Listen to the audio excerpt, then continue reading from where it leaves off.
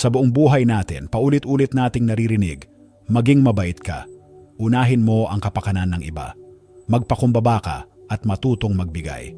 At tama naman iyon, ang kabaitan ay magandang asal. Pero, may tanong ako sa'yo, paano kung ang sobrang kabaitan mo na pala ang unti-unting sumisira sa'yo? Paano kung ang pagiging palaging available, palaging maunawain, palaging nagbibigay, ay ginagamit na pala ng ibang tao laban sa'yo? Hindi ito madalas pag-usapan, hindi ito tinuturo sa eskwela, at bihira itong aminin ng mga taong palaging pagod, drained, at pakiramdam ay parang nauubos.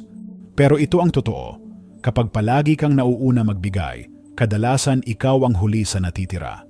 At minsan, wala nang natitira para sa sarili mo. Sa video na ito, pag-uusapan natin ang 8 masasamang epekto ng sobrang kabaitan. Mga warning signs na baka hindi mo napapansin, pero unti-unti ka nang sinasamantala ng mga tao